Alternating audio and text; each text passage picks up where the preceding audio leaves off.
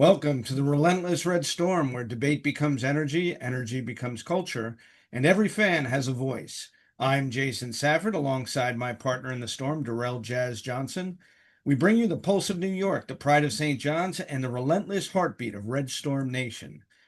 Tonight, the Storm closed the regular season the way champions do, on the road in the fight against a team that refuses to give an inch. 72-65, Newark, Prudential Center. And when the final horn sounded, something historic became official. For the first time in 40 years, St. John's has back-to-back Big East regular season championships.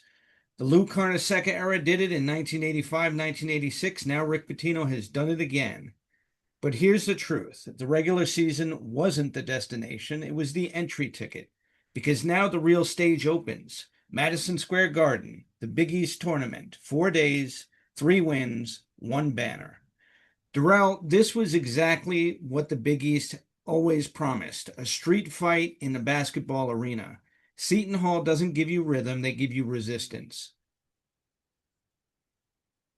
Well, first, let me say congratulations to the Rick Pitino, Zuby Ejiofor, and the St. John's Redstorm men's basketball team. The only time, I don't know which one of those Carnesecca titles was a co-champion, but this is the first time in program history that they are the lone Big East Conference regular season champion back-to-back seasons. So this program under Rick Pitino's leadership continues to do things that this program has either not done in decades or has never done. Um, and let's hope that continues. The Big East Conference tournament starts on Wednesday, but it will start uh, on Thursday at noon for the St. John's Red Storm. And, would love to see the team win back-to-back Big East tournaments as well. Funny thing, uh, Dan Hurley has won 2 NCAA championships. He's only won one Big East regular season championship. Um, but I get the feeling that because they lost the last game of the season, he's going to have them fired up in the Big East tournament. We shall see on Thursday because they have the the night game on Thursday as the number 2 seed. And I think it's fitting that every St. John's fan became a Marquette fan on Saturday so that St. John's could win the regular season title outright. With UConn falling to Marquette, I thought that was just absolutely a terrific turn of events in St. John's favor. But also, to your point, getting Dan Hurley fired up with his team because he didn't want to lose that game, number one. But now going into the tournament, it presents a whole new picture for both how St. John's and UConn are looked at, as well as how each team has to play against all of the teams in the Big East tournament going forward. I want to bring back the memory from last year's tournament and the fact that St. John's, again, last year's team did not have the offensive power that this year's team had. What they had was absolutely unstoppable defense, in your face, relentless for 40 minutes. And Rick Pitino has said time and time again, this team is different, but they have the ability to get better and better and better. In other words, they have a much higher ceiling than last teams did. Now, with a very, very good UConn team that's ranked in the top 10, and, obviously we'll see where the rankings come out tomorrow going into the tournament with that loss against Marquette. But as well as I do, that the real focus is on all of these other teams and how they really get deeper into the tournament to play against a UConn and a St. John's team, because they're going after this title themselves. This is a one and done tournament. This isn't where you have another game. You have to win or go home. And this is the beginning of March Madness. So I think the real interest for me and the focus that Dan Hurley is going to have, the same as Rick Pitino, but Hurley, especially after that loss against Marquette yesterday, is really going to be on the fact that his team is now going to be looked at by these other teams as the target to go after. Absolutely. And before I comment on that, uh, two quick things, and I said it in the last podcast. Uh, at this point, like you said, it's win or go home. The St. John's Redstorm are guaranteed only two more games this season. Obviously, uh, the maximum number of games would mean they win the NCAA tournament.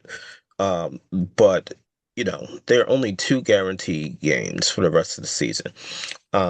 It's win or go home starting Thursday, and then the following either Thursday or Friday, it will be win or go home again.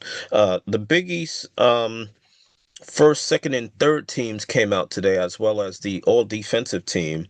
Uh, Three UConn Huskies on the all Big East first team, but obviously Zuby Ejiofor is also on that team. He is the likely Big East Player of the Year.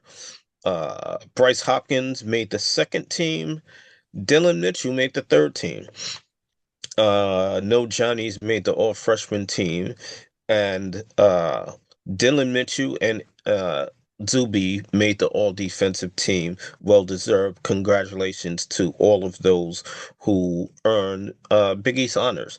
Um, you know, Patino's a great coach, and I love the way that he kind of tried to downplay the tournament on after Friday's win, because he said, "Hey, it is three games in three consecutive days," which is true. It becomes a war of attrition on Saturday night. They have the advantage because they play early on um, Thursday, so they will it if and when they win on Thursday, they will have the most rest to play on Friday. When on Friday, then you play on Saturday. Um, but it is not like the NCAA tournament where you actually get a day off and can prepare for your opponent. With a quick turnaround, there's there's no practice. There's probably not even a walk around preparing for the next game. You can't do much scouting. Of course, you've scouted these teams throughout the season. You've played them twice, but um, not too much room for adjustments on a day-to-day situation like the NCAA tournament. So, you know, it could be chalk, and the higher seed could win every game that in the tournament. That would mean that the St. John's Red Storm would win the tournament, but you never know. Conference tournaments are stocked full of upsets. A team like Seton Hall, the only way they are guaranteed to be in the NCAA tournament would be to win the tournament. If they were to make it to the finals, not guaranteed. Semifinals, not guaranteed. They're a bubble team. I think you can safely say three Big East teams, St. John's, UConn, and Villanova, are safely in the tournament. Even if they were to lose their first game in the Big East tournament, I think that's it. Um, so the importance of that, the importance of teams like Marquette that beat UConn yesterday, a team like Georgetown that gave the Red Storm hell. Um, those teams are hungry to win the Big East tournament because they know that's the only way they go dancing in March. Very good point. And I want to step back and look at what you mentioned about the all Big East teams. Zuby Ejiofor and what he has meant to this St. John's program over the last several years. Rick Pitino said it best in the post-game interviews and the post-game press conference. Zuby Ejiofor was the common denominator behind the program's back-to-back titles. That is a powerful statement to identify one person with two completely different teams. And Zuby himself, being asked about it, said, for him, it was just sticking with it, trusting coach and him trusting me and being able to step into the leadership role. Here's a guy who literally amplifies what a team member is. No ego, no false pride, completely willing to play for his teammates. As he says, he doesn't play for the name on the back, he plays for the name on the front, and absolutely models that. The reality of the game against Seton Hall, Zuby's in foul trouble for most of the game, sitting on the bench, only played 23 minutes, and in those 23 minutes had 21 points, had some very, very critical plays in the second half leading to the win, really working with Dylan Darling and Joseph Sanan to get the ball moved around. Dylan Mitchell had 7 assists. Again, on offense, he is the playmaker in doing all the things without the ball and still getting his teammates the ball. But Zuby Ejiofor, again, even in a game in which he was sitting on the bench for the majority of the game, was able to lead his team to the win. And, really what this St. John's team has going into this tournament is a team where the supporting cast is really dialed into following Zuby's lead. And I think that's the one thing, compared to the other Big East teams, is that you're seeing Zuby continue to progress as a leader, and his team is buying in. They're basically on board with him, until they're out of this tournament, until the end of it. And going back to to uh the All Big East announcements, uh a beautiful thing that Dylan Mitchell was acknowledged on the All Defensive team. Uh Obviously Pitino bringing him into the starting lineup is what shifted this team and turned some of those close losses into wins. He has been a pivotal player on this team, seemingly making them better in multiple ways, including a better defensive team to begin the game with, a better uh, defensive rebounding team, playing point forward to alleviate some of the pressure on Ian Jackson, who was starting. And perhaps I'll get into him later. Maybe I won't, because he was absolutely awful on Friday. But Dylan Mitchell, seemingly, whether it was rebounding, points, assists, defense, seemed to give this team everything it needed, and it was great for the Big East to acknowledge him with uh, a berth on the all defensive team for the conference. Yeah, absolutely. And, this brings up a historical sort of moment of looking at this St. John's team, last year's St. John teams, and now 40 years ago. So, one of the things that I think is very, very interesting to look at from a historical perspective, you pointed out that this is the first time St. John's has won back-to-back Big East titles where they didn't co-share anything. That's the first thing. But the second thing is, when you look at this team in terms of those historic teams and what this team is doing to make its own history, you have a much more dynamic team. Now, in 84, 85, you had and Chris Mullen with Walter Berry. In 85, 86, you add Mark Jackson. Chris Mullen is gone. He's gone to the NBA. But those teams had a sense of, sort of belonging, where this team was assembled through the NIL. Zuby Ejiofor is really the main piece between the two teams. Pitino has to literally rebuild around 8 new guys, and he does it through a blueprint at the age of 73. Now probably can say that not only is he, the only coach to win two NCAA championships at different universities, but now he's the oldest coach probably to win back-to-back championships.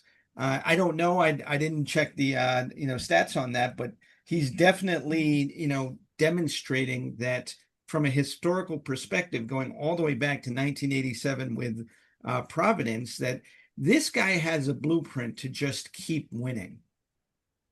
Absolutely. And he has done so everywhere he's gone, including his stop before St. John's at Iona. He turned that program around. He brought Dennis Jenkins with him from Iona to St. John's, and look at how Jenkins has flourished in the NBA. He recently got a 2-year contract, I believe. So congratulations to Dennis on securing his NBA future for this season and next. It has since Rick has got here, it has always been in Rick Pitino we trust. For certainly this season, it has been also in Zuby Ejiofor we trust. And I think if this team plays through Zuby during the Big East tournament, um, they will come away with a tournament win.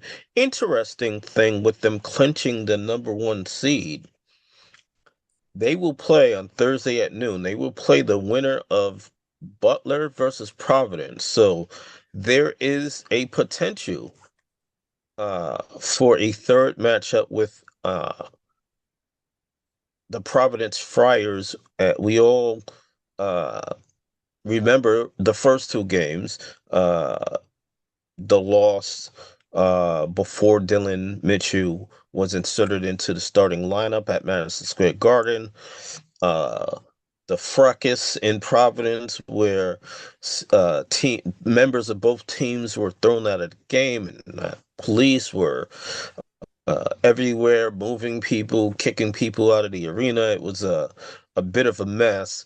So, though it would be interesting to see a third matchup, uh, probably wouldn't mind seeing Butler, as that would be a much lower temperature game if it was Butler versus St. John's as opposed to Providence versus St. John's. You make an incredible point. And before we get into the keys to winning the Big East tournament and how St. John's needs to play, let's just look at the fact that since that Providence loss, St. John's has gone 16 and 1, 16 and 1. And by the way, Kim English, it has been, stated all over the interwebs and the social media that Kim English will not be returning to Providence next season. So now you have to look at that as, if there is a rematch, what is going to be the level of emotional intensity for both teams in the tournament based on that possibility happening? Now, I'm going to, step back and let's look at this from just a logical perspective of the keys to winning the Big East tournament. And Derrel, one of the things that we have to think about, if St. John's wants to cut the Nets down on Saturday night, there are three things that we know about this team that must be there from the standpoint of consistency. Obviously, number one is the defense. The defense has to remain elite. Pitino teams are all about pressure. They force opponents into poor shooting, as they did with Seton Hall, as they did with Georgetown, as they did with Villanova, Creighton, UConn in the first game. Below 40% shooting is the hallmark of a great St. John's defense. The second thing is the guard leadership. Dylan Darling has stepped up and demonstrated that he really is the leader of this team as the floor general. He's a stabilizer. He did it on Friday night against Seton Hall to a tremendous degree, even though he did pick up some fouls himself. the reality was that his fouls were good defensive fouls overall, but in terms of his leadership on the floor, he was keeping that team controlled, poised, stable. And then Zuby Ejiofor, obviously on defense, he's got to be the emotional center of the team. On offense, the ball has to go through him. And, being the Big East Player of the Year candidate that he is, the Storm becomes a completely different team, as they have shown when they put Zuby in that central position of being the distributor as much as the scorer. Absolutely. Zuby and to counter that point, um, the key to beating the St. John's Red Storm is to get Zuby in foul trouble. That's what Seton Hall did on Friday. Didn't work, but less Zuby means other teams can be more competitive against the St. John's Red Storm. And Zuby has to be more uh, disciplined on defense and to recognize his value, particularly going into the Big East tournament, but more importantly, uh, the NCAA tournament. I truly believe a year ago it was, foul trouble by Kadari Richmond that caused the downfall of the St. John's Red Storm in the second round of the tournament last year, when we all had hopes of a Sweet 16, Elite Eight, and possibly even a Final Four run a season ago. And foul trouble by, I would say, definitely Zuby, would severely derail the opportunity to advance in both tournaments. So he needs to be more disciplined. Speaking of discipline, or lack thereof, Ian Jackson. He had three fouls in less than 150 seconds on Friday. And after, he's had two straight stinkers after having arguably, and I don't think too many would argue, his best game of the season. Um, I still have faith that he can come up big, but I don't know if I'm expecting it anymore with, again, the possibility only two games are guaranteed. So I don't know how many opportunities Ian Jackson, who was predicted to be a lottery pick at the beginning of the season. I remember one of the first games of the season where Rick Pitino talked about him being arguably the most talented player on the team. Um, After his good game at MSG, talked about him potentially being the best defender on the team at the guard position, but he has so much potential. Very little of that potential has been shown in a Red Storm uniform. Um, and for a kid that's from the Bronx, that's very disappointing. Again, um, he does have the ability to come up big in the Big East tournament where you're playing three games in a row, where you use your bench more, and in the NCAA tournament where he can be a spark off the bench, because the guy offensively, off the dribble, he has the ability to do things that nobody else on the team can do. Absolutely. And, to your point, Jackson obviously has not had the season that I think that he would have liked to have had. From the standpoint of the fans, Jackson has not delivered with the consistency or the control that we need him to have. But now it's the, tournament time.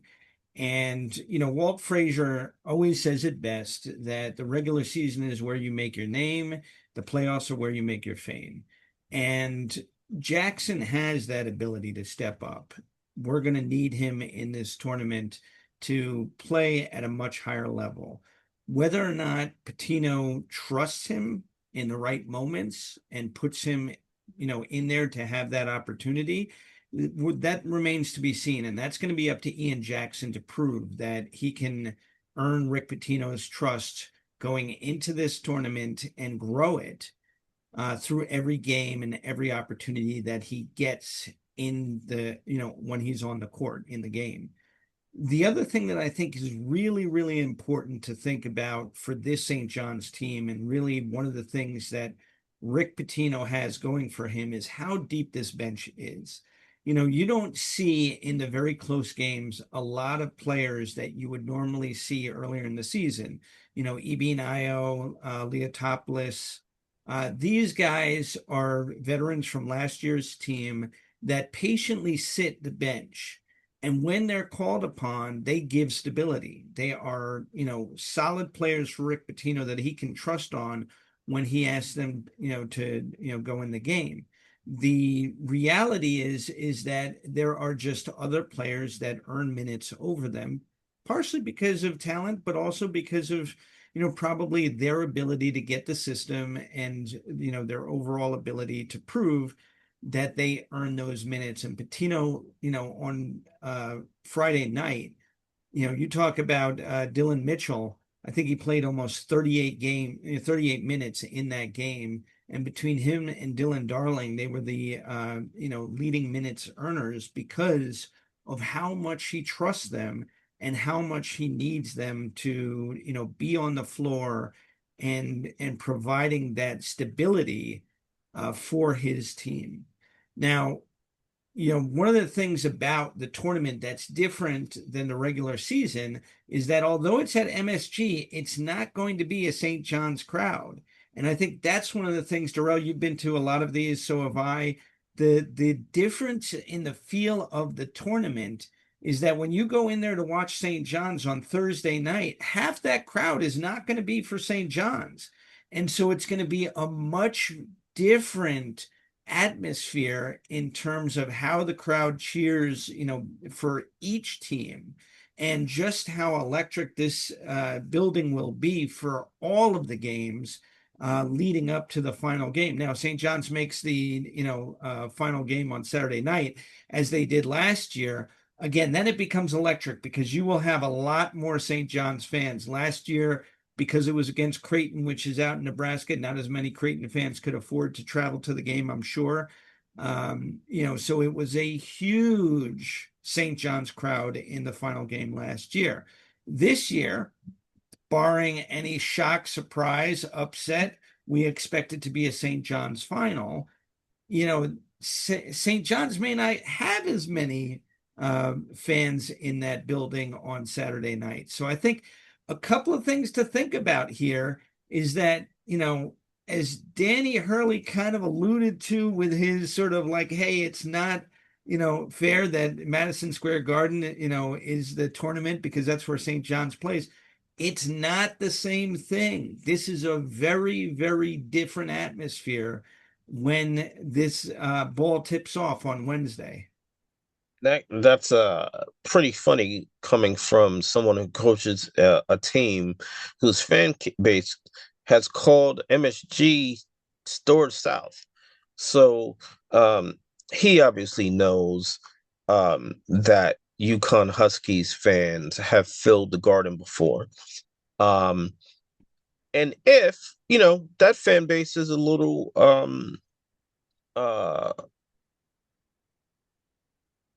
hockey, because they have won two championships in the last 3 years, trying to make it 3 out of 4 NCAA championships. So will that fan base double down and say, yes, we're going to be at those games at the Garden? Or will it say, oh, this team is not as good as the team from 2 years ago? Will they come to celebrate Alex Caravan, solo ball seniors on this team? Will they say, oh, we don't have Donovan Clingan, we don't have Stefan Castle, we're not going to win an NCAA tournament this year? We shall see. But that fan base is a huge fan base. Obviously, if Fox had their pick of who's in the game 6 days from now, It would be the St. John's Redstorm versus the UConn Huskies for Big East tournament supremacy. Absolutely. And obviously, we have 6 days until that reality does or does not come to fruition. I'm sure everybody, both on the St. John side and UConn side, would love to see that matchup and see what type of, game turns out with Ejiofor and Terrace Reed, going 1-for-1 against each other in the regular season. Now having the opportunity in the tournament to kind of, say who's boss. Um, I think what's exciting to me about this particular tournament, again, the fact that St. John's was able to repeat as Big East champions #1 and stick it out. Again, that 16-1 record after the Providence loss has been kind of underplayed in the media a little bit. Everybody, including the fans, talks about the quality of wins and the fact that the Big East is having a down year this year. And what is being missed is the fact that these players have to go out and play. And they're not taking a night off. There is no player in any team from, Xavier or, Georgetown or DePaul or Marquette. There's no player taking off. There's no player who's not going out there and busting their butt every night. And even though the quality of wins have not measured up to what I think the media has expected from the Big East this year, these games are very real and they're very exciting. And again, to the point of Marquette knocking off UConn yesterday and giving St. John's the outright title, there were very few people that expected Marquette could be able to do that except for Marquette. And now you're going into this tournament, and every team is going to have that same attitude that they are capable of taking out any other team in this tournament. And the reality is that it's more exciting in a down year than an up year because, again, they're absolutely right. You have 8 teams right now that are completely forgotten about going into the NCAA. Seton Hall, again, is on the outside of the bubble. They could win it and be that 4th team. But you have 8 other teams that are pretty much forgotten about going into this tournament that are playing for everything. And that makes this tournament even more exciting to me because these are dangerous teams now. Win or go home. I think that is what makes it so exciting. And again, on Saturday night, somebody's going to be crowned champion. Obviously, we hope and believe that it's going to be the St. John's Red Storm. But that's what makes this tournament so exciting. And the Big East, beyond all the other conferences, is one of the most exciting conferences to watch in terms of basketball, in my opinion, because believe it or not, Dan Hurley's least favorite aspect of the tournament and aspect of the Big East is the officiating and the fact that our refs let our guys play and let basketball be a game where the guys on the court determine how they're going to win. Well, one thing I will say this, to a certain extent, I agree with Hurley because once you're in the NCAA tournament, it is not officiated the same way that the Big East is. So that's a detriment to Big East teams who are used to physical play, where there won't be a whistle blown on uh, a call. Where in an NCAA tournament, you might get a much lighter whistle. Sometimes and you have to make that adjustment. But if you come into the game thinking they're going to let you play the same way they do in the Big East, you're going to end up wrong. And again, that helped derail the St. John's Red Storm last season when Kandari got into foul trouble. So hopefully the team has the ability to adjust from the Big East tournament, from the Big East regular season to the NCAA tournament. Absolutely. All right, Derrel. I will leave you with the final word, just talking about the fact that, again, for the first time in 40 years, St. John's is back on top and the Big East is back-to-back champions. And how it has changed the dynamic for this city. New York, again, is a town that loves champions. We've got the Yankees, we've got the Rangers, we've got the Knicks, the Nets, the Jets, the Giants. We are a city that lives and thrives off of winning. And the Knicks last November won the cup, the NBA Cup, and now St. John's is the Big East champions. You've got a dynamic of winning coming back into this city and having St. John's back on top. How does it change this city dynamic in terms of the culture and people and bleeding red and white? New York, while there are many diehard fans of the various teams that you mentioned, New York has even more bandwagon fans. When the Yankees are doing good, when the Mets are doing good, Giants, Rangers, St. John's, you have this avalanche of people who come support that team. We have seen it with the St. John's Redstorm. There are a lot more people who are supporting this team since Rick Pitino has become head coach than they were prior to Rick Pitino becoming head coach. New York City loves its winners. New York City loves to jump on the bandwagon of a winner. And I'm here to say, welcome. Welcome. If you're one of those bandwagon fans, get yourself a ticket to the Big East tournament. Come cheer on the Red Storm, buy a t-shirt, buy a jersey, root on the Red Storm. You are welcome on the bandwagon. I'm sure Rick Pitino, if he had the opportunity to welcome you personally, he would, because he loves the attention that the program is getting, the way that he's rebuilt this program in such a short period of time. St. John's is now, and Zuby mentioned this on Friday, St. John's is now relevant across the country, and that hasn't happened in decades. Awesome. All right. Remember to like, subscribe, and share. 3 wins, one banner. Keep debating, keep believing, and as always, stay relentless. And one more thing, if you're at the Big East tournament, you see Jason or I, come say hello. We're friendly guys. That's right. Say hello. We may be tired, but we'll be friendly.